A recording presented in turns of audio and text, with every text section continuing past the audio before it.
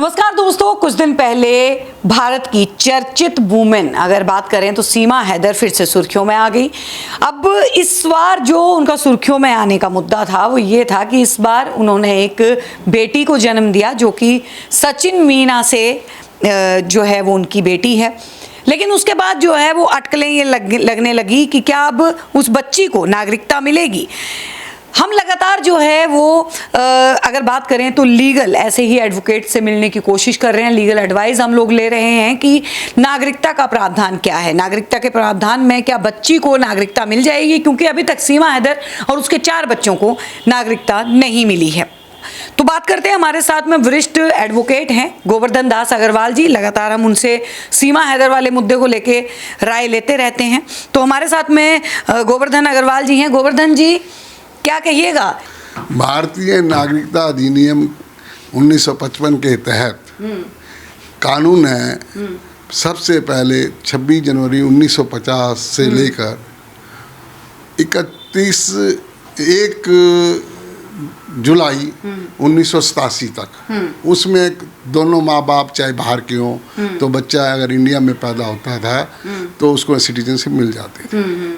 दूसरा, उसके बाद फिर चेंज आया, उसमें 1 जुलाई 1987 से और 2004 तक उसमें एक माँ बाप में से एक विदेशी है, एक इंडियन है, तो भी उसको सिटीजनशिप मिल जाती है। लेकिन अब 2004 के बाद नया कानून बना है कि इसमें से एक माँ बाप का यहाँ का होना बहुत आवश्यक है।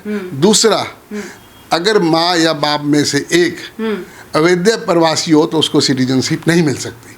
लेकिन 1955 एक्ट की बात करें तो उसके तौर पे क्योंकि अटकलें लग रही हैं कि 1955 में ये एक्ट के तहत ये प्रावधान है कि अगर माता पिता में से कोई एक जो पहले से भारतीय हो और अगर उसके चाहे माता पिता में से कोई एक भी बाहर का होगा तो सिटीजनशिप जो है वो मिल जाती है। अगर बात करें प्रवासी के तौर पे अगर गिना जाएगा तो सीमा हैदर हैं कि सीमा हैदर अवैध तौर पे आई, लेकिन उनके पिता जो हैं वो एक्चुअल में भारतीय हैं, तो बेटी को नागरिकता मिलने का प्रावधान तो होना चाहिए।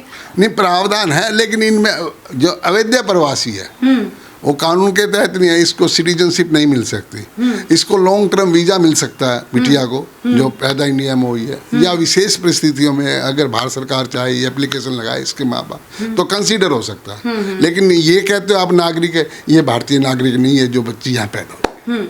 लेकिन एपी सिंह की अगर बात करें तो एडवोकेट एपी सिंह जो है वो लगातार सामने आए। जिस वक्त बच्ची का जन्म हुआ तो उन्होंने सब पूरे देश को, पूरे भारतवर्ष में सबको शुभकामनाएं दी। उन्होंने कहा कि एक बच्ची का जन्म हुआ जो कि अब भारत की बेटी है, भारत की लक्ष्मी के तौर पे उन्होंने संबोधित किया। वो भी एक अधिवक्ता हैं और उनका तो ये कहना है कि वो नागरिक है और नागरिकता मिलेगी।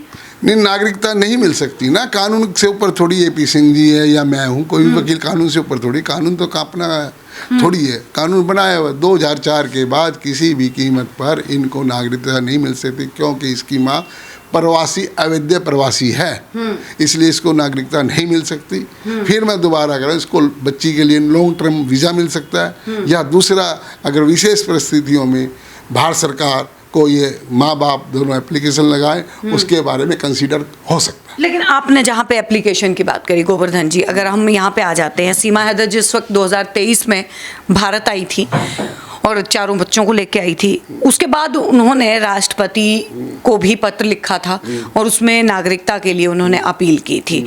अगर भविष्य में कभी भी सीमा हैदर को नागरिकता नहीं मिलती है तो क्या सीमा हैदर को और उनके जो 4 बच्चे जो कि पहले उनके साथ में अवैध तौर पे आए थे, क्या उन बच्चों को वापस यहाँ से जाना पड़ेगा? डिपोर्ट होगा, पक्का डिपोर्ट हो जाएगा। हाँ, तो उस वक्त में सरकार जो है क्या कोई ऐसा कदम उठाएगी कि जो ये 5वां बच्चा जिसका हाल ही में जन्म हुआ है, इसके साथ क्या होगा? क्या इसके साथ न्याय होगा? ये माँ के साथ वापस डिपोर्ट कर दिया जाएगा या फिर इसको भारत में रहने का हक है? अब मैंने तीसरी बार मैं कह रहा, अगर लॉन्ग टर्म वीज़ा के लिए अप्लाई करेंगे और सरकार कंसीडर करेगी तो लॉन्ग टर्म वीज़ा में रह सकती है। दूसरा, विशेष परिस्थितियों में अगर माँ बाप करते हैं और भारत सरकार ठीक समझती है तो उसको वीज़ा दे सकते हैं, वीज़ा क्या इसको नागरिकता दे सकते हैं, लेकिन जैसे आप सोचते हैं ऐसे नहीं होता, ना आसान है ना होगा। जी, अभी एक सवाल जो है मैं और लेती हूँ गोवर्धन जी, जो कि बड़ा चर्चित हुआ जब दिल्ली सरकार बनी।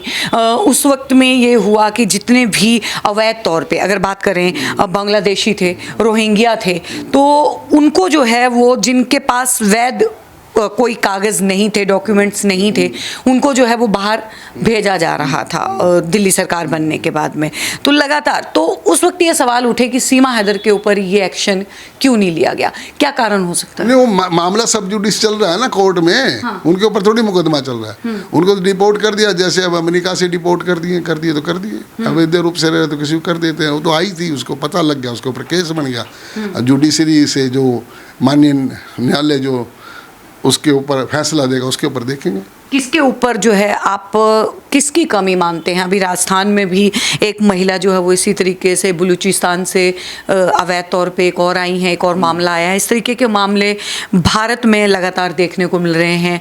घुसपैठिए जिस तरीके से लगातार भारत में दाखिल होते हैं, किसकी आप कमी मानते हैं? क्या मौजूदा केंद्र सरकार नाकामयाब रही है अपने पूरे फैसले लेने में? नहीं, इतना बड़ा देश है, नाकामयाब नहीं रहता। कई बारी मिसअंडरस्टैंडिंग से भी आ जाते हैं, दूसरा कई बारी चोरी से आ जाते हैं। हर देश में, वर्ल्ड में ऐसा कोई देश नहीं जहाँ अवैध प्रवासी ना रहते हो। लेकिन हिंदुस्तान की सुरक्षा मुकम्मल है, ऐसा नहीं है।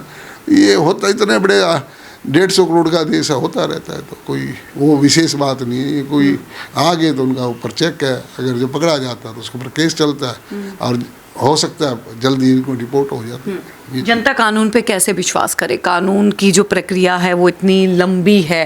अगर देखा जाए तो सीमा हैदर को 2 साल भारत के अंदर हो गए हैं। आपसे जब भी बात करते हैं तो आप कहते हैं कि जांच चल रही है। ऐसी जांच जो है, या एजेंसियां इतनी कमज़ोर हैं कि जांच करने में इतना वक्त लग जाता है, सालों साल बीत जाते हैं, तब तक जो है वो कोई फैसला सामने नहीं आता है। उसके बाद कहीं ना कहीं डिपोर्ट करना, मान लीजिए कि इतने वक्त के बाद में जब वो यहाँ पे रच बस गई है, अपना परिवार जो है वो चला रही है, उस वक्त में क्या मुश्किलें नहीं होंगी? एक अगर बात करें सीमा हैदर को, एक महिला को, उसके 4 बच्चों को, मुश्किलें क्या? जब वो आई अवैध रूप से तो मुश्किलें क्या? मुश्किलें उसको पता होना चाहिए, पता भी है। ये तो मिसयूज कर रहे हैं। हमारे देश में कानून है, कानून के हिसाब से ही काम चलता है। ऐसे कानून, मैं वही सवाल कर रही हूँ कि प्रोसेस इतना लंबा क्यों है? लंबा पहले चलता था, अब तो 3 साल में सब कुछ कंप्लीट कर देंगे। तो आप हम माने कि 2025 तक जो है इसका फैसला सीमा है? 2025 में तो अभी शुरुआत तो ये 2025 का पहला जो 2024 में शुरू हुआ है एक्ट, नए एक्ट, उनमें 3 साल का प्रोविजन उसमें हो